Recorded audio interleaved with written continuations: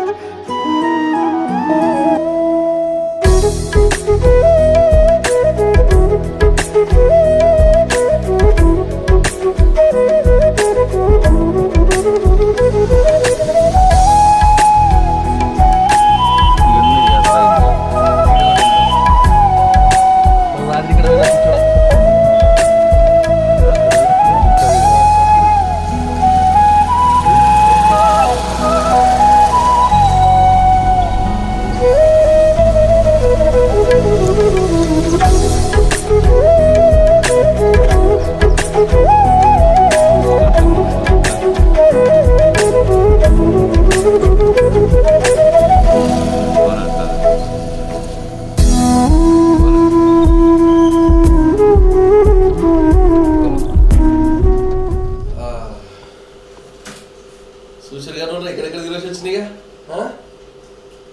వీడికి వచ్చినంటే నారాయణ పెట్టుకు వచ్చిన ఇక కొత్త పంచ కట్టుకుని వచ్చినాయి. ఇక పెద్ద మంది దగ్గర ఎట్లుండాలి, నేను కూడా జోరుదారు ఉండాలిగా. అందుకే అట్లా ఇక కొత్త బట్టలు తీసుకుని వచ్చినాయి. అయిపోదు ఎవరి దగ్గరికి వచ్చిన అంటున్నా, ఇంకెవరి దగ్గరికి నారాయణపేట మున్సిపల్ చైర్మన్ చైర్పర్సన్. ఇక మేడం పేరు వచ్చేసి శ్వేత యాదవ్. ఇక అన్న వచ్చేసేసి బీజేపీ లీడర్, మేడం వాళ్ళ sir husband Satyanarayana Yadav full name Satya Yadav అంటే గుర్తుపడరా. ఇక ఆ కోసరికి వెళ్ళి ఈ కోసరి దాకా ఇక నారాయణపేట బార్డర్ కదా, కర్ణాటక బార్డరే. ఏ బార్డర్ ఊళ్ళో అడిగినా సత్య యాదవ్ అంటే గుర్తుపట్టడం ఉండదు. ఇక బోర్డులు కూడా చాలా ఉంటాయి. ఏ బోర్డు అనుకుంటున్నారు, రియల్ ఎస్టేట్ బోర్డు నుంచి మంచి ప్లాట్లు చేస్తారు. రియల్ ఎస్టేట్లో మంచి కార్యక్రమాలు చేస్తూ ప్లాట్లు కూడా ఎక్కడ ఏం డబుల్ రిజిస్ట్రేషన్ ఇల్లు పంచాయతీ లేకుండా స్మూత్గా నీట్గా ఉంటుంది అంట. ఇక బిజినెస్ కూడా అన్నది ఇక అదే లెక్కతోటి ప్రజలు కూడా సత్య యాదవ్ ప్లాట్లో ఉన్న ఏమంటారు వెంచర్లు పాడుకున్నట్టుగా తిరుగులే కూడా చూసుకుంటారంట. ఇక అవన్నీ తెలుసుకున్నాము. ఈ అన్న ఫస్ట్ నుండి బీజేపీ దాదాపు 20 సంవత్సరాలు బీజేపీ పార్టీ కండువ దించుతలేడు, పార్టీ మారుతలేడు. మెడలో కండు వేసుకొని కూర్చుంటాడు. ఇక కార్యక్రమాలు చెప్పాలంటే చాలా రా. ఇక నేను చెప్పుడు కంటే ఈ అన్నోడుతూ విన్నాము. ఈ రాజకీయ ప్రస్తుతం ఎట్లా సులువైంది, ఎంతవరకు చదువుకున్నాడు, మనకి ఈ చైర్మన్ రానికి ఎన్ని కష్టాలు నీకు అవన్నీ అడిగి తెలుసుకున్నాము. అండి ఈ ఫిలాజర్ మల్పిగా మా అన్నదికి ఎవరా నమస్తే బాగున్నావా? బాగున్నాయి. మీరు కూడా నాది కూడా సేమ్ నా. ఇక రాజు కూడా తీసుకున్నా, ఇక పోయి ఇక పంచకొని కోసుకున్నా. ఇక అన్నది వచ్చినప్పుడు ఇక నేను కూడా జోరుదారు ఉండాలి కదా. ఇక అదే ఇది కడువ అంటే నీకు అంత కాయిషాయే ఎన్ని రోజులు అయిందన్నా కండు వేసుకొని? ఊహ తెలిసినప్పటి నుంచి ఇదే. అదే ఊహ తెలిసినప్పటి నుంచి ఇదే. మరి ఊహ లేదు, కండువ మార్చింది లేదు. అంతే. ఏ ఓదలా అని రాకపోయి ఒకటే కండువ ఒకటే జెండా. ఎప్పుడు ఊహ తెలిసింది అప్పటి నుంచి. అబ్బా ఎన్ని రోజులు ఉంటుంది మరి కండువ? జీవితాంతం ఉంటుంది. మళ్ళీ మరో లేదు ఫ్యూచర్లో అంటే పదవుల కొరకు రాజకీయాలు వస్తే ఏదైనా మారవచ్చు. ప్రజల కొరకు వచ్చిన వ్యక్తి మారే అవసరం లేదు. కరెక్ట్ అలాంటివి కొడుసుని బాగా చెప్పినామన్న వాస్తవం చెప్పిన అన్న. ఇక నేను కొరకు వస్తే ప్రజల కొరకు వస్తే అదే కనువ. ఇక కష్టాలు మీ గురించి కష్టాలు ఉంటాయి, నష్టం ఉంటాయి, ఎదుర్కొంటే మంచి పేరు ఉంటుంది. తాత్కాలికంగా ఆశ పడిపోతే లైఫ్ ఎండ్ లో వచ్చినప్పుడు మచ్చ ఉంటుంది. ఇక గంటకో దుప్పటి మార్చినట్టు అది ఉండదు కదా. అవునా కరెక్ట్ అన్న. అది సినిగా ఇనిగా దాంతోనే ఉండదు సంసారం చేయాలంటూ అట్లా ఉండదు. ఇక నేనంటే తెలుసుకుని వచ్చిన మా వ్యూయర్స్ చెప్పాలి మీ గురించి. నా అందరికీ నమస్కారం. రాజన్న ముచ్చట్లు వస్తున్న సోదరులకు అందరికి కూడా నమస్కారం, సోదరి మండలకు కూడా. నా పేరు సత్య యాదవ్. నేను భారతీయ జనతా పార్టీ నారాయణపేట జిల్లా అధ్యక్షుడిని. అలాగే మా శ్రీమతి గారు కొండ శ్వేత సత్య యాదవ్ గారు నారాయణపేట మున్సిపల్ చైర్పర్సన్. నేను కూడా సత్య యాదవ్ అని అంటున్నా. అందరూ అట్లా పిలుస్తారు. నాకు ఇక సిట్టుకుని వస్తున్నావు. మరి ఈ రాజకీయ ప్రస్తుతం ఎట్లా సులువైతే ఎందుకంటే కుటుంబ సభలో రాజకీయం చేసినా నువ్వే రాజకీయంకి వస్తావా? మా ఇంట్లో మొత్తం వ్యవసాయ కుటుంబం అన్న. మొదటగా మనమే రాజకీయ ప్రస్థానం మొదలు పెట్టాము. మా అమ్మ నాన్న కూడా వ్యవసాయం చేసేవాళ్ళు అన్న. మా నాన్న కొంత వ్యాపారం చేసే వ్యక్తి వాళ్ళు అన్న. మేము ముగ్గురు అన్నదమ్ములు. అందులో మొదటి వారు నేను. నంబర్ 1 అన్న. ఒక చెల్లెలు, లాస్ట్ చెల్లెలు. ముగ్గురం అన్నదమ్ములు. మొదటి నుండి కూడా వ్యవసాయ కుటుంబం. నేను వచ్చిన తర్వాతనే వ్యాపారం మొదలుపెట్టాను. వ్యాపారం అంటే అన్నదమ్ములు ఇంకా తమ్ముళ్ళు ఏం చేస్తారు? ఇద్దరు వ్యవసాయం. ఎక్కడ? మన ఇక్కడ నారాయణపేటలో. ఎంత మనకు తెలుసు? అంటే ఒక 18 ఎకరాలు. 18 ఎకరాలు. అది కూడా మొత్తం 18 ఎకరాలు నాన్న సొంత కమాయించింది. కూడా కష్టపడి పైకి వచ్చి మమ్మల్ని అందరూ కూడా మంచిగా చూసుకున్నారు. మా ఇప్పటికి కూడా ముగ్గురు అన్నదమ్ములను విడిపోయినా కూడా 1% కూడా డీవియేషన్ లేకుండా మాట్లాడుకొని విడిపోయారు. వేరే చెప్పారు. ఇప్పటికి కూడా అందరం అన్నదమ్ములకు పార్టీషన్ అయింటారు. మనుషులు విడిపోలేదు. అన్నదమ్ములు అంతా అందరూ కూడా మంచిగా ఉంటారు. అంతా సెట్ అయ్యేది. అందరు మ్యారేజ్ అందరికి చెల్లెమ్మకి అందరికి కూడా అందరు. మరి నువ్వేం తరచు చదువుకున్నది? నాది వచ్చేసి బీకామ్ ఎల్ఎల్బి, ఎంబీఏ డిస్కంటిన్యూ చేసిన వ్యాపారం ఉండడం వల్ల. నేను 1 to 8 వరకు ఇక్కడ నారాయణపేటలో చదివాను. పుట్టింది ఇక్కడనే, పెరిగింది ఇక్కడనే. మా అమ్మ, నాన్న, తాత, ముత్తాతలు ఇక్కడనే పుట్టి ఇక్కడనే. ఇక తర్వాత 9th 10th ఇంటర్ గురుమిట్కలో చేసినాం. డిగ్రీ యాదగిరిలో చేసినాం.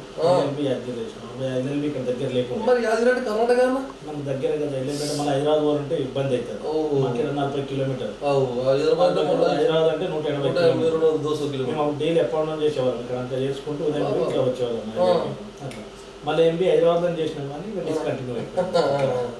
అందుకే నీకు కన్నడ భాష కూడా మంచిగా వస్తుంది. కన్నడ భాష, తెలుగు రెండు వస్తాయి. మనకి ఎంత దూరం కన్నడ బాట? 3 కిలోమీటర్స్. కరెక్ట్ అంటే 6 కిలోమీటర్ కర్ణాటక బార్డర్ స్టార్ట్ అవుతుంది. మరి అక్కడ వాళ్ళకి తెలుగు వస్తుంది, ఇక్కడ వాళ్ళకి కూడా చాలా మంది కన్నడ వస్తుంది. నారాయణపేట ప్రాంతంలో ఏంటంటే నారాయణపేటలో Kannada medium, Telugu medium, English medium, Urdu medium, Marathi medium.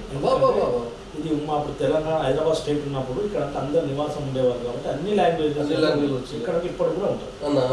చాలా ఇంకా మరాఠీ మదర్ టంగ్ ఉంటుంది, కన్నడ మదర్ టంగ్ ఉంటుంది, ఉర్దూ మదర్ టంగ్, తెలుగు కూడా మదర్ టంగ్. మీకు ఎన్ని వస్తాయన్న భాష?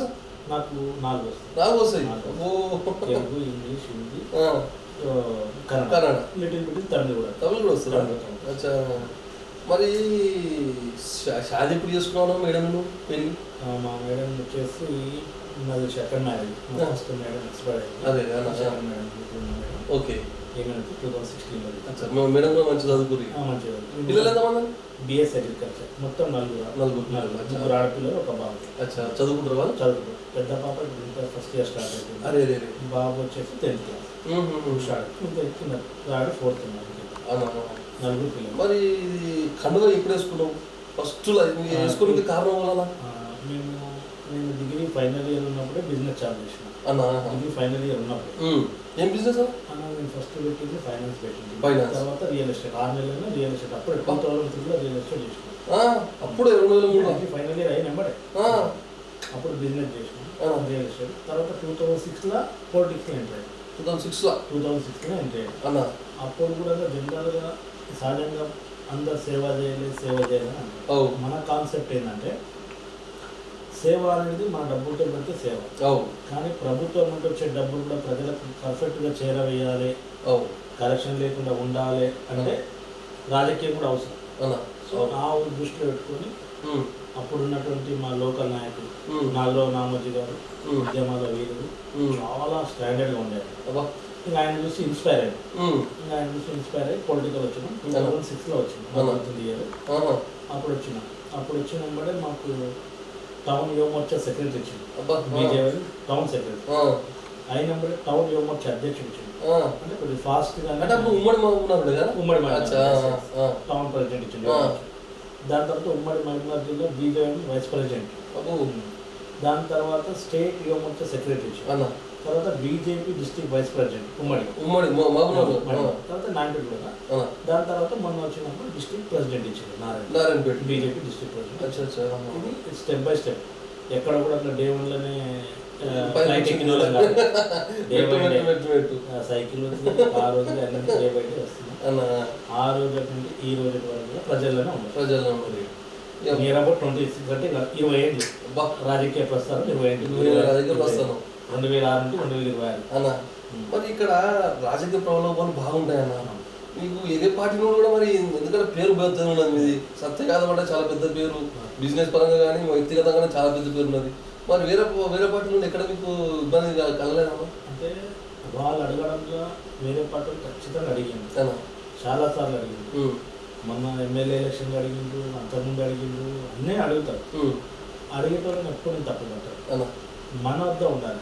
ఆయన అడిగిండు సంతోషం, లేదని అని కాదు, మేము ఒక దాంట్లో సిస్టమ్ అని పొలైట్గా చెప్పాం. ఎందుకంటే అడిగిన వ్యక్తులు కూడా చాలా పెద్ద మనుషులు. మనం కూడా రాజకీయంగా అదే వ్యవహారం చేయాలి. పేరు చెప్పడం, గొప్ప చెప్పునికి వాళ్ళని చేయడం కరెక్ట్గా అడిగిన మనం ఒకటి అంతే. బీజేపీ అంటే సత్య యాదవ్ అన్న నారాయణపేట ఎమ్మెల్యే కానీ ఆల్మోస్ట్ ఎమ్మెల్యేకి ఉన్నటువంటి పవర్ మీ దగ్గర ఉన్నది, అండదండలు అట్లున్నాయి, మీకు జనబలం అట్లుంది, జన సపోర్ట్ కూడా మీకు అట్లున్నది. మరి టికెట్ మా పార్టీకి నుండి ఇస్తాం, మీకు ఎమ్మెల్యే టికెట్ ఇస్తామని అలాంటి ఏమైనా అవకాశాలు వచ్చినాయని వచ్చింది. మరి అప్పుడు మీకు నిర్ణయం మనసు మారలేదా అన్న? చెప్పినా కదా, మనం బీజేపీ అనుకున్నాం. మనం ఒక ఆశ ఉంది, ఎమ్మెల్యే కావాలనుకుంటే ఏ పార్టీకి వెళ్ళినా కావచ్చు. కానీ నాగరావు నామతి గారు జనసేన నుండి ఉన్నారు. ఆయన నిలబడినప్పటి నుంచి కూడా కార్యకర్తల్ని భారతదేశంలో రాష్ట్రంలో కూడా బీజేపీ అంటే నవ్వే టైంలో ఆయన నిలబెట్టి అప్పటి నుంచి ఆయన ఎంత నిలబడ్డ కార్యకర్తలు వాస్తవంటే కొంతమంది చనిపోయారు, ఇంకా కొంతమంది సీనియర్లు ఉన్నారు. వాళ్ళు ఈ రోజు కూడా బీజేపీ ఓటేస్తూనే ఉన్నారు. నా ఒక కళ కోరిక ఏంది అంటే బీజేపీని నారాయణపేటలో ఒక్కసారైనా గెలిపించి వాళ్ళ కోరిక నెరవేర్చాలన్నది నా కళ. అది కూడా ఎక్కటండి, మేము ఇంకా 5 ఏళ్ళలో 12 వస్తాం, కానీ ఇట్ ఎనీ కాస్ట్ 2028 or 29 ఎట్టి పరిస్థితుల్లో బీజేపీ గెలిపియాలి, వాళ్ళ కళ నెరవేర్చాలి. ఆ సీనియర్ల కొరకైనా ఇప్పుడున్న యువత అంతా కష్టపడితేనే భారతీయ జనతా పార్టీ ఇక్కడంతా అధికారంలోకి వస్తుంది. వాళ్ళ కొరకైనా ఖచ్చితంగా గెలవాలి. సీనియర్ల కంటే ఒక్కసారి బీజేపీ గెలుపు రుచి చూపించాలి. ఎందుకొరకంటే నేను ప్రతి విలేజ్లు తిరుగుతా కాబట్టి ఎలక్షన్లో వాళ్ళు ఎంత ఉత్సాహంగా పనిచేస్తారో రిజల్ట్ రోజు ఇంట్లోకి బయటకు రావాలంటే బెదురుతుంటారు. ఎందుకొరకంటే వాళ్ళ ముందర స్థాయి లేని చిన్న పిల్లలు పోరగాలు కూడా వాళ్ళ పార్టీ గెలిచడానికి వీళ్ళ ముందర పోయి తొడలు కొట్టడము, వీళ్ళని ఇన్సల్ట్ చేసేటానికి వాళ్ళు మానసికంగా కుంగిపోతున్నారు. మేము ఒక్కసారి మా పార్టీని చూస్తామా లేదని. మేము వాళ్ళ కొరకు 600 106 2028 29 భారతీయ జనతా పార్టీ కాషాయాన్ని కమలం పువ్వుని నారాయణపేట గడ్డపై ఏరియాకి ఖచ్చితంగా ప్రయత్నం చేస్తాం. నాతో పాటు చాలా మంది యువకులు సీనియర్ నాయకులు అందరు కూడా ఈసారి కథం దొక్కడానికి రెడీ. చాలా నారాయణపేట డిస్ట్రిక్ట్ లో కూడా మన మండలాల్లో సర్పంచ్ చాలా మంది కలిసినాను. బీజేపీ బాగుందండి ఇక్కడ. బీజేపీ బలపడడానికి కారణం ఒకటి ఆర్ఎస్ఎస్ చాలా మంది నేను చాలా చూసిన, చాలా మంది సర్పంచ్ కూడా బీజేపీ ఉన్నారు. ఇప్పుడు నారాయణపేట 16 మంది ఉన్నారు. Only constituency. ఒకటి ఏంటంటే ఉదాహరణ, ఒకటి ఆర్ఎస్ఎస్, రెండవది హిందూ భావన, మూడవది పార్టీ. ఎందుకంటే నాగరావు నామాజీ గారు తన పువ్వు తెలిసినప్పటి నుంచి అంతకుముందు శ్రీగారు కుర్మన్ సార్ కావచ్చు, అందరూ కూడా శ్రీపుడు మొన్నటి వరకు రతన్ పార్టీ కావచ్చు, అందరూ కూడా వీళ్ళందరూ కూడా ఆ రోజు నుంచి ఈ రోజు వరకు పార్టీని వస్తున్నాడు. నాతో సహా మా తర్వాత వచ్చే యువకులు కూడా. ఇప్పుడు మేము ఏం చేస్తుంటామంటే వచ్చే తరం ఎవరు ఉండరు, పార్టీ నిర్వహణ ఎవరైతే కాపాడతారని సర్చ్ చేస్తూ నాయకులను గుంజుతుంటారు యూత్ని. మేము పార్టీలకి ఓకేదో జెండా పట్టుకొని తిరిగారు కాదు. పలానా విలేజ్ ఉంది, ఆ విలేజ్ లో యంగ్స్టర్స్ ఎవరు ఉన్నారు 18 ఏళ్ళు దాటిన వాళ్ళు, మంచిగా ఎవరు ఉన్నారు, పబ్లిక్ లో ఎవరు ఉన్నారు, సేవ చేయడానికి ఎవరుంది, వేరే ఎవరి బాగుంది చూసి వాళ్ళతో కూర్చొని మాట్లాడి బీజేపీ అంటే మనకు ఎందుకు అవసరం ఏదో అన్ని చెప్పి వాళ్ళు పార్టీ చేస్తే ఆ వ్యక్తి ఇవ్వడానికి ఒక పెళ్లి కాపాడుతుంది. ఆ ట్రెండ్ వల్ల పార్టీ చాలా గట్టి ఉంది. ఏదో గాలిలో వచ్చి ఊపిలో వచ్చి ఇది చిన్న నుండి కూడా చిన్న స్టెప్ బై స్టెప్ దారి చూపేటటువంటి పార్టీ. ఉదాహరణకి ఇంత చెప్తే వేరే పార్టీ తాత్కాలికంగా ఉంటారు, వాళ్ళంటే తప్పు పట్టారు. ఎందుకంటే వాళ్ళ అవసరాలు కూడా ఉంటాయి కొన్ని. వ్యాపారం అంటే కానీ వ్యాపారంలో ఎట్లా వచ్చినా కూడా అంత ముందు చేసి ఇప్పుడు ఫైనాన్స్ బిజినెస్ అంటే దాని తర్వాత అసలు తెలియదు ఏంటంటే మా అగ్రికల్చర్ ఫ్యామిలీ అన్న చాలా మంది తెలియదు. మా చిన్ననాటి ఫ్రెండ్స్ మాత్రమే తెలుసు, ఇప్పుడు ఎవరు తెలియదు. మేము నిజంగా చెప్పాలి చాలా మంది తెలియదు. దూడు రాసినాం, కరిగేట్లు చేసినాం, అంచులు చేసినాం. సమ్మర్ హాలిడేస్ వస్తే బొంబాయిలో కూడా ఇంటర్ ఫస్ట్ ఇయర్లోనే పని చేసినాం. ఎవరు చాలా మంది తెలియదు. మా ఆయన మంచిగా నీట్గా ఉండాలని అనుకుంటారు. కానీ దాని నేను వెనకాల ఎంత ఏమంటాను, కష్టం అంచులు చేసే వరకు నుంచి జోడు దాసే నుండి పట్టుకొని మేసులు పన్నెట్టు పట్టుకొని అన్నీ చేసిన వా వా వా అన్నీ చేసిన. చాలా మంది తెలియదు నాకు, ఎందుకంటే పొలిటికల్ వచ్చడానికి. కాకపోతే నా గ్రోత్ అనేది చాలా స్పీడ్, అన్న గ్రోత్ అనేది చాలా స్పీడ్. కాబట్టి 1 ఇయర్కే డిఫరెంట్ ఉంటుంది, డిఫరెంట్ ఉంటుంది. కాబట్టి మార్పు కనిపిస్తుంది. కాబట్టి కాకపోతే ఇంటర్ ఫస్ట్ ఇయర్ నేను బొంబాయి ఉంటే లెక్కేసుకో, అప్పుడు 16-17 ఏళ్ళ పిల్లగానే ఉంటాను. అప్పుడు కూడా ఇంట్లో చెప్పకుండా పోయినాం. సమ్మర్లో వస్తే వర్క్ చేసిన. మళ్ళీ 10th అయిపోయిన దగ్గర నుండి 10th అయిపోయిన దగ్గర నుండి ఎక్కడ ఒకటి పని చేస్తూ చదివిన తప్ప ఇంట్లో ఒక్క రూపాయి తీసుకోవాలి. మొత్తం సొంతంగా ఎక్కడో ఒక పని చేయలే, చదువుకోవాలి. అంటే ఇంట్లో కూడా ఫ్యామిలీ సెటిల్ ఇంకా నాకు అలవాటు పడదు అంతే. ఆ యాంగిల్లో అది చేస్తుంటాను. ఇంట్లో కూడా ఏంటంటే ఇంటికి పెద్దోడు ఏదో పనికొస్తాడు, ఏదైనా చేస్తాడు చెప్తే అర్థమవుతుంది. నేను బొంబాయి చెప్పిన కదా, చెప్పకుండా 3 నెలలు పోయినా. కనీసం మాట వస్తుంది కూడా నీకు లేదు. అంటే ఎందుకు ఈ మాట బిజినెస్ ఎట్లాంటి కదా అంటే నాకు 10th ఇంటర్ అంటే ఇట్లా అలవాటు ఉంది, ఏదో డేవన్ కాదు. సో ఆ ఉద్దేశంతో డిగ్రీ ఫైనల్ ఇయర్ వెళ్ళి బిజినెస్ పెట్టాను. జనరల్గా వేరే వాళ్ళు డిగ్రీ అయిపోయినాక అనుకుంటాను. నాకు గుర్తుంది December 31st నేను ఫస్ట్ బిజినెస్ స్టార్ట్ చేసాను. మార్చిలో ఎగ్జామ్ ఉంటుంది. వేరే వాళ్ళు ఏమంటారు, ఈ మార్చి అయిపోతే పెడదాంలే అని. దానికి సంబంధం దీనికి. సో అట్లా ఉదయం 4 గంటలు లేచి 8 గంటలు చదువుతుంటే మళ్ళీ 8 గంటలు బిజినెస్ చేస్తుంది. అంటే అట్లా బిజినెస్ అనేది అప్పటి నుంచే ఇక్కడ వ్యవసాయ అన్ని కూడా బ్యాలెన్సింగ్ చేసుకుంటూ వచ్చి అట్లా చేసి 2006 నుండి రియల్ ఎస్టేట్ 2003 పొలిటికల్ అంటే ఉమ్మడి మీరు రియల్ ఎస్టేట్ చేసారు అప్పటికి. ఇప్పుడు ఎన్ని ఉంటాయి మీకు వెంచర్లు? ఇప్పుడు ప్రజెంట్ డౌన్ కాబట్టి 5 రియల్ ఎస్టేట్ డౌన్ కాబట్టి 5 ఇప్పుడు అదే నడుస్తుంది. సత్యాదవన మరి ఎచ్చకేళ్లకు 4వ వార్డులో అవకాశం వచ్చిందని మేడం నిలబెట్టిస్తాం కౌన్సిలర్గా. చైర్మన్ కావాలంటే మేడం ఫస్ట్ కౌన్సిలర్ గెలవాలి. మరి అప్పుడు ఆ సమయంలో మీకు ప్రజలు ఏ విధంగా స్పందించి మీరు ఎదుర్కొన్న సమస్యలు ఏంటి కదా? మేము అప్పటి అంటే అయితే మనకి 2006 నుండి కూడా అంటే నా ఏజ్ అప్పుడు 26. అప్పటి నుంచి ఇప్పటివరకు అంటే తెలిసినప్పటి నుంచి కూడా పబ్లిక్లో ఉన్నాం కాబట్టి మనకు వచ్చేసరికి కొంత పొలిటికల్ మేము అనడం వల్ల కొంత గ్యాప్ వచ్చడం వల్ల రేపు అనేటప్పుడు లాస్ట్ డే నామినేషన్ ఉంటే రాత్రి డిసైడ్ అయినాం.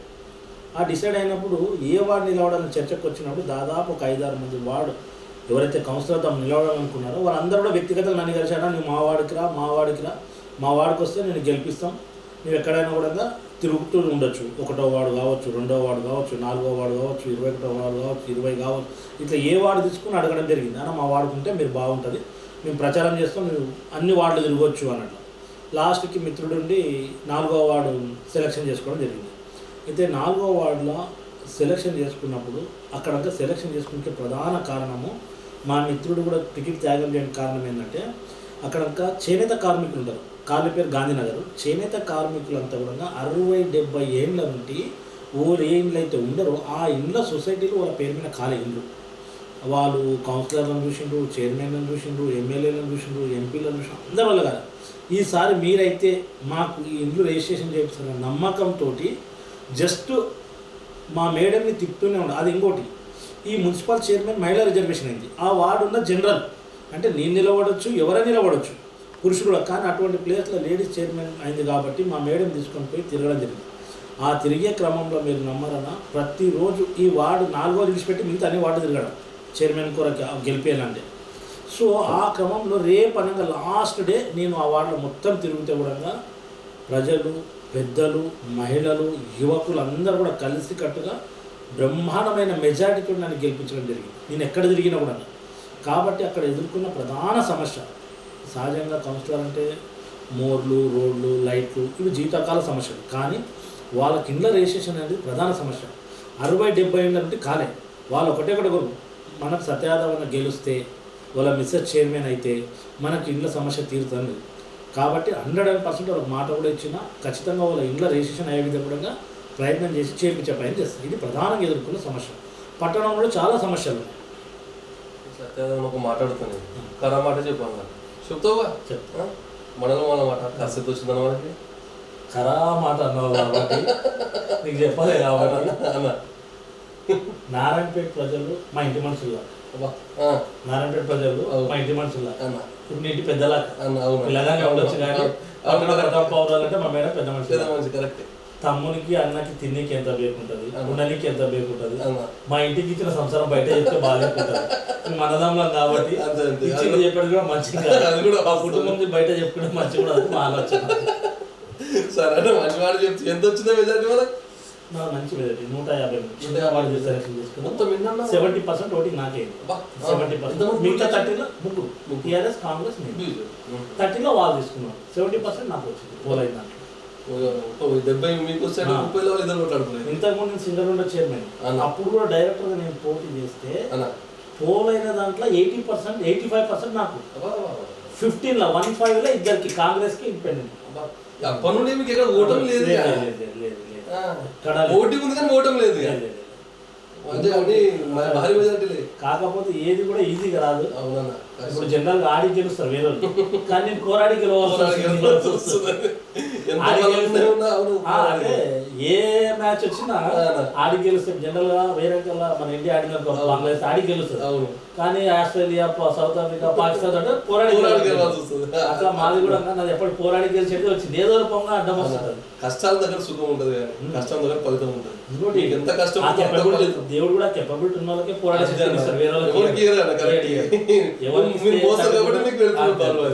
అనుకున్నారే ముందు అనుకోవాలి.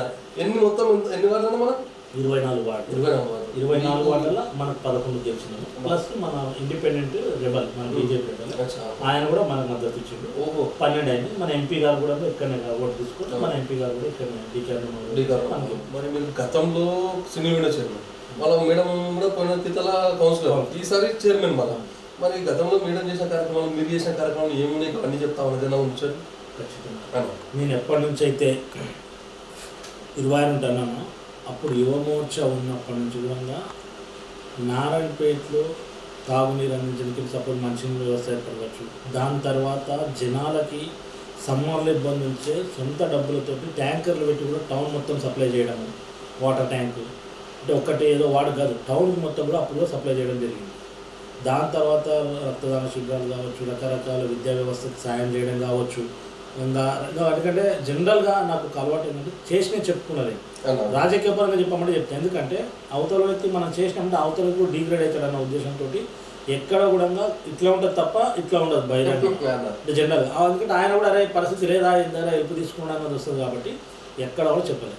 రాజకీయ పరంగా కూడా ప్రజలకు 24 గంటలు అందుబాటులో ఉండము. ఒక పేరు ఉంది, రాత్రి 12 అయినా 1 అయినా కూడా అన్న ఫోన్ చేస్తే మా పని అవుతుంది అని. ఓలకి ఎక్కడున్నా కూడా నమ్మకం. ఉదాహరణ మీరు చెప్తే నమ్మరు, వాడు యూపీ పోయినా చేస్తాడు, ఖమ్మం పోయినా చేస్తాడు, నాకు ఇబ్బంది అయింది అంటాడు. అంటే నేను చెప్తే ఏమైనా సలహా చెప్తాడు, మేము బయటనే పడతాము ఏదైనా ఒకటి చెప్తారు అన్నట్టు. ఆ రోజు నుండి ఈ రోజు వరకు ఉన్నాము ప్రజల్లోనే ఉన్నాం కాబట్టి డే బై డే. ఉదాహరణ చెప్తాను, నేను సింగిల్ విండో చైర్మన్ ఉన్నప్పుడు దాదాపు 12 కోట్ల రుణాలు ఇచ్చాను. కానీ మీరు మొత్తం రైతులలో నారాయణపేట మండలంలో అప్పుడు పిఎస్ఏ చైర్మన్ కాబట్టి ఒక్క రైతు దగ్గర ₹1 కూడా తీసుకోలేదు. ఇది నా యొక్క క్యారెక్టర్. ఒక్క రైతుతో ₹1 కూడా తీసుకోలేదు. మీరు ఏ రైతులను దొరికొచ్చానా నీకు ₹60 ఇచ్చినామంటే అక్కడనే ఆ కారు మొక్కి కడిగి తప్పైంది ఇంకోసారి రాజకీయం చేయాలని బయటకు వస్తాను. ఒక్క రైతుతో కూడా తినలేదు. అది నేను సింగిల్ విండో చైర్మన్ చేసిన ఆ నిజాయితే ఈరోజు డే బై డే వస్తుంది. ఇది మనకు ప్రజలు ఇచ్చినటువంటి మ్యాండేట్. ఎందుకంటే ఈయనైతే బాగుంటాడు. ఇప్పుడు వాస్తవంగా అయితే నా ఏజ్ చాలా చిన్న ఏజ్. ఈరోజు నాకంటే పెద్ద ఉండంగా కూడా పోటీ పడ్డా కూడా సరైన నాయకుడు ఎవరైనా నారాయణపేట మీరు తిరిగినన్నారు తిరిగి కూడా అడిగి చూడండి, చెప్తారు ఎవరైతే బాగుంటుంది. భవిష్యత్తు కూడా ఎవరైతే బాగుంటుందో కూడా చెప్తారు. కాబట్టి మనం అంత క్రెడిటబిలిటీ ఉన్నాం కాబట్టి మనం ఒకటి అనుకున్నాం. నారాయణపేట జనరల్ మున్సిపాలిటీతో పాటు డిస్ట్రిక్ట్ హెడ్ క్వార్టర్లో ఈరోజు మీరు ఏమైతే చూసిపోయిందో మనం ఆఫ్టర్ 2 ఇయర్స్ ఆఫ్టర్ 4 ఇయర్స్ కూడా మళ్ళీ ఒకసారి ఇంటర్వ్యూ చేద్దాం. చేసినప్పుడు ఆ మార్పులు అనేది మీకు స్పష్టంగా కనిపిస్తాయి. అప్పుడే మీరు ప్రజలకు చూపించండి. కనిపించకపోయినా కనిపించలేదని చూపించండి, కనిపిస్తే కనిపించిందనే చూపించండి. మనం ఒకటి లెవెల్ అందుబాటులో ఉంటాం, సర్వీస్ ఇస్తాం. మార్పు అంటే నేను చెప్పాను, మీరు 2 ఇయర్స్ 4 ఇయర్స్ తర్వాత 2 ఇయర్స్కి మనం చూద్దాము, అప్పుడే మీరు డిసైడ్ చేయండి. అదేవిధంగా మరి ముఖ్యమైన ఘట్టం ఒక 4 ఏళ్ళలో ఒకటి చెప్తాను. జిల్లా ఉద్యమం అన్యంకర జిల్లాలు అనౌన్స్ అయిపోయినాయి. 31 జిల్లాలు ఇచ్చిండు కేసీఆర్ గారు. జిల్లాలు ఇచ్చిన తర్వాత నారాయణపేట జిల్లా రాదంటే మా ఉద్యమాల వీరుడు నాగరావు నామోజీ గారు ఆధ్వర్యంలో మమ్మల్ని నారాయణపేటని పార్టీలకు అతీతంగా జేఏసీనేసి ఉద్యమం నడుపుతుంది. అందరు అన్నారు మేము ఫస్ట్ చేస్తే జిల్లాను వస్తున్న తర్వాత, కానీ ఆ ఉద్యమం మొదలుపెట్టినప్పుడు ఎక్కడ కూడా కాకుంటే అప్పుడు ఉన్నటువంటి శాసనసభ్యులు ఇంటి మీద అటాక్ అయితే అప్పుడు పోలీసులు మమ్మల్ని కొట్టిన తీరు, మా నెత్తులు బాగుంటే కూడా రక్తం చిందినా కూడా ఎక్కడ వణకలేదు, బెణకలేదు. మాకు ఏకైక లక్ష్యం నారాయణపేట జిల్లా కావాలి. ఆ రోజు మా దసరా పండుగ రోజు మా రక్తం స్టేషన్లో తిండితే నారాయణపేట ప్రజలంతా కూడా అల్లాడిపోయింది. వాళ్ళు మమ్మల్ని లోన కొట్టింది కూడా బయట తెలియదు. మమ్మల్ని ఎప్పుడైతే హాస్పిటల్కి దానికి ఇంట్లోకి వస్తే మేము పట్టీలు కట్టుకొని స్టేషన్లోకి వెళ్ళి బయటకు వస్తే అందరు షాక్ అయింది. ఆ రోజు చూసిందరే నారాయణపేటకు జిల్లా కొరకు ఇంత తెగిస్తారా అని. మా ఈపుల వాసన ఏం మాట్లాడలేదు, మా నెత్తులు బగిలిన ఏమనలేదు. కానీ ఏకైక ఆ రోజు జిల్లా కొరకు పోరాడితే ఆ నెత్తి బగిలినాక నెక్స్ట్ డేనే అఖిలపక్షం వచ్చి ఇక్కడ చర్చలు జరపడం మొదలుపెట్టింది. అంతవరకు లేనేది. కాబట్టి జిల్లా కొరకు చాలా చేయడం రాజకీయ క్షేత్రంలో 69 జీవో కూడా పెద్ద నాగరావు నామాజీ గారి పాదయాత్ర చేయడం నారాయణపేట కాన్స్టిట్యున్సీ మొత్తం. ఇట్లా ఈ చాలా రాజకీయ క్షేత్రంలో ఇంకా చాలా సేవా కార్యక్రమాలు చేయడం జరిగింది. ఇప్పుడు కేసీఆర్ ప్రభుత్వం గురించి, రేవంత్ రెడ్డి ప్రభుత్వం గురించి, అలాగే బీజేపీ వస్తే ప్రభుత్వం గురించి ఒక చిన్న కథ ద్వారా చెప్తా. చిన్న కథ ఎక్కడం లేదు. ఒక ఊర్లో, తెలంగాణ లాంటి ఊర్లో ఒక ప్రజలు ఉంటారు. వాళ్ళకు ఒకటే ఒక బావి ఉంటుంది తాగునీరుకి. ఆ బావి యజమాని నేను తప్ప ఎవరు దిక్కు లేదు కదా, నేను తప్ప ఇంకెవరు లేదు అన్నట్లు ఆ నీళ్ళు పట్టుకపోయి వచ్చేటోళ్ళకి జర అహంకారంతో ఉమ్మిస్తుంటాడు ఆ నీళ్ళల్లో. వాళ్ళకి గతి లేక, ఏ ఆధారం లేక నీరు తిట్టుకుంటూ తీసుకుంటారు. ఇంటికి ఇంగ్లామంటి ఇట్లా చేసి అట్లా తీసుకుని తాగుతాడు. ఆ వ్యక్తి సావానికి అంతిమ దశకు వస్తాడు. కొడుకుని పిలుస్తాడు. కొడుకుని పిలిచి చెప్తాడు ఏమని, అరే నాకైతే ఊళ్ళో చెడ్డ పేరు ఉన్నదిరా, ఏమైనా చేసి నా చెడ్డ పేరు పోగొట్టరా అని చేస్తే అని అంటాడు. సరే నాయన అని మాటిస్తాడు. చెడ్డ పేరు పోలే కదా నాయనది. ఇక ఈయన ఏం చేస్తుంటాడు, చనిపోతాడు. ఓనర్ చనిపోయినప్పుడు ఈయన ఏం చేస్తాడు, ఆయన కుమ్మిస్తుంటాడు. ఈయన ఇంట్లో ఉన్న చెత్త ఉమ్మిసుకోమ అన్నీ చేస్తుంటాడు. నీళ్ళు పడకపోవడం. అప్పుడు జనాలు ఏమంటారు అంటే, ఈయన ఇంటికి ఇంగ్లాండ్ పెట్టే ఈయనకంటే ఓడే బాగుండే, ఈయనకంటే ఓడే బాగుండే, మాకు ఇక్కడ ఇంతలాగా ఉంటాడు కదా అంటాడు. అంటే మేమనేది ఏంటంటే, అదే గనక మేము ఉమ్మియము చెత్త వేయము, భారతీయ జనతా పార్టీకి అవకాశం ఇస్తే మీకు అందరికీ మంచినీళ్ళు నోకెళ్ళి మోటార్ పెట్టి బయట వరకు కొడతాము, ఇంటింటికి నల్ల ఇస్తామని మేము అంటున్నాం. ఇక్కడంక ఫస్ట్ ఉమ్మిచ్చే వ్యక్తి కేసీఆర్ ప్రభుత్వము, కసర వేసే వ్యక్తి రేవంత్ రెడ్డి ప్రభుత్వము. ఇప్పుడు జనాల లోపల ఎట్లా వస్తుందంటే ఏమంటుండ్రు, బీజేపీ వస్తే బాగుండే అంటారు. ఈ రెండింటికి తేడా ఏంటంటే ఇది జనాల లోపల మాట ఈయనకంటే ఓడి బాగుండే, ఓడికంటే ఈడు బాగుండే, కానీ ఈయనే బాగుండే అని మాత్రం అంటున్నారు. అట్లా ఆప్షన్లు దొరుకుతున్నారు. కాబట్టి రాబో రోజుల్లో భారతీయ జనతా పార్టీకి పట్టం కట్టడానికి సిద్ధంగా ఉంది. ఒక ఉదాహరణ చెప్తా. మొన్న జరిగినటువంటి ఎంపీ ఎలక్షన్లలో 50% ఇచ్చింది. 50% మ్యాండేట్లో కూడా 63 నియోజకవర్గాలు బీజేపీకి లీడ్ ఉన్న నియోజకవర్గాలు. అంటే జనాలు ఎటువైపు చూస్తుంటారో ఒక ఉదాహరణ. మోడీ గారన్నా, భారతీయ జనతా పార్టీ ప్రభుత్వం అన్నా కూడా జనాలు ఒక్కసారి తెలంగాణలో తెచ్చి వాళ్ళ కోరికలన్నీ నెరవేర్చుకోవాలి. అక్కడ ఉమ్మిచ్చే ప్రభుత్వం ఇద్దరు, ఇక్కడ చెత్తేసే ప్రభుత్వం, ఇద్దరిని పక్కకెట్టనికే చూస్తుంటారు. కాబట్టి రాబో రోజుల్లో బీజేపీ అధికారంలోకి వస్తుంది. మీరు అన్నట్ల కేసీఆర్ ప్రభుత్వము, రేవంత్ రెడ్డి ప్రభుత్వం ఈ పరిస్థితిలో ఉంది. ఇప్పుడు అదే విధంగా ఉంది. ఇతను 6 గ్యారంటీలు అన్నాడు. 6 గ్యారంటీలు అమలు లేనే లేదు. ఒక్క బస్సు ఇస్తే బస్సులో కూడా కొట్లాట తప్ప ఎవరు సీట్లు ఇచ్చింది లేదు, ఏం లేదు. మిగతా 420 హామీలు ఇది అయిపోయింది. కాంగ్రెస్ ప్రభుత్వం కరెక్ట్ 420 హామీలు అన్నది 420 హామీలు 420 లాగానే చేస్తుంది. 6 పథకాల్లో రేవంత్ రెడ్డి గారు డిసెంబర్లో మీరు ఈ నెల ఆగండి, వచ్చే నెల ఉంటే మీకు 6,000 పెన్షన్, మీరు ఈ నెల ఆగండి 4,000 పెన్షన్, ఇది ఒక్క నెల ఆగితే అయిపోయి మీకు అని చెప్పి ఇప్పటి వరకు 2.5 సంవత్సరాలు అయింది. అంటే అన్న వ్యక్తి ఎమ్మెల్యే అయిండు, అన్న వ్యక్తులు మంత్రులైండు, అన్న వ్యక్తులు ముఖ్యమంత్రి అయ్యారు. కానీ తెలంగాణ ప్రజలకు మాత్రము గుండు సున్నా పంగనామాలు పెట్టడం జరిగింది. కానీ భారతీయ జనతా పార్టీ ఇక్కడ అధికారంలో లేకున్నా కూడా నరేంద్ర మోడీ గారు ఎప్పుడు కూడా ఓట్లు పథకాలు చెప్పి ఓట్లు వేసుకోలేదు. ఉదాహరణ చెప్తా. కరోనా వచ్చినప్పుడు, కష్టకాలంలో ఉన్నప్పుడు ఒక ఇంటి వ్యక్తి, ఒక స్నేహితుడు కావచ్చు, మిత్రుడు కావచ్చు, ఎవరైనా సరే ఇంటి వ్యక్తి పలకరేనికి భయపడ్డ సందర్భంలో దేశమంతా, ప్రపంచమంతా వణికిపోతున్న సందర్భంగా తాను వ్యాక్సిన్ ఎక్కడైతే తయారు చేసిన అక్కడికి ఇక్కడ హైదరాబాద్ కూడా వచ్చి వ్యాక్సిన్ తీసుకొని భారతదేశ ప్రజలు 130 కోట్ల ప్రజలకు ఫ్రీగా ఇచ్చిండు, బతికే భరోసా ఇచ్చిండు. దాని మొదట వ్యాక్సిన్ తీసుకొని ప్రజలకు ఇచ్చిండు. దాని తర్వాత ఇంట్లోకి వెళ్ళి బయటకు వెళ్ళలేకపోతుండే, వీళ్ళకి ఏముండాలనికేసి ఆ రోజు నుండి ఈ రోజుకి బియ్యం ఇస్తున్నాడు. ఆ రోజు ఏదైతే చెప్పిన కరోనాని ఈ రోజు కూడా ఉచిత బియ్యం ఇస్తున్నాడు. ఈరోజు ఇంట్లో తింటున్నామంటే ఆయన బియ్యమే. దాని తర్వాత మహిళలు, అక్కలు, అమ్మలు, సోదరిమణులు కూడా వంటగాడ ఇబ్బంది పడుతుందని తన తల్లిని దృష్టిలో పెట్టుకొని భారతదేశ ప్రజలందరూ కూడా అక్కతో చెల్లెలతో సమానంగా భావించి ఫ్రీ సిలిండర్ ఇచ్చిండు. ఇక్కడ బియ్యం ఇచ్చిండు, సిలిండర్ ఇచ్చిండు. దీంతోపాటు సౌభాగ్యలక్ష్మి అనే స్కీమ్ కింద కూడా ఫ్రీ కరెంట్ ఇచ్చిండు. దాంతోపాటు మనకందరికి ప్రధానమంత్రి ఆవాస్ యోజన అందుకంటే ఇల్లు ఫ్రీ ఇచ్చిండు. దాంతోపాటు గ్రామ సడక్ యోజన కింద రోడ్డు ఫ్రీ ఇచ్చిండు. మీరు ఏది తీసుకున్నా స్వచ్ఛ భారత్ కింద మహిళల ఆత్మగౌరవం కాపాడాలని పైకనాలు కట్టించిండు. మీరు ఏది తీసుకుంటారు? బియ్యం తీసుకుంటారా? అలాగే ఇంటింటికి నల్ల కూడా ఫ్రీగా ఇచ్చిండు. అది ఇంటికి నల్ల హర్ జల్ అని నరేంద్ర మోడీ గారి పథకం. ఇక్కడ తెలంగాణకు వచ్చేసరికి ప్రతి పథకాన్ని కాపీ చేస్తూ తెలుగులో అనువాదిస్తూ దాన్ని వీళ్ళకి నచ్చినట్టుగా ఇందిరమ్మ ఇండ్లు, ఆయన ఇందిరమ్మ ఇండ్లు కాదు, అది క్లియర్ కట్గా ప్రధానమంత్రి ఆవాస్ యోజన, సౌభాగ్యలక్ష్మి కింద ఇది, హర్ జల్ కింద నల్ల, ఉజ్వల కింద దీప పథకం, ఇట్లా ఏది తీసుకున్నా కూడా వంట కావచ్చు, గ్యాస్ కావచ్చు, బియ్యం కావచ్చు, ఇల్లు కావచ్చు, లాట్రిన్ కావచ్చు, రోడ్లు కావచ్చు.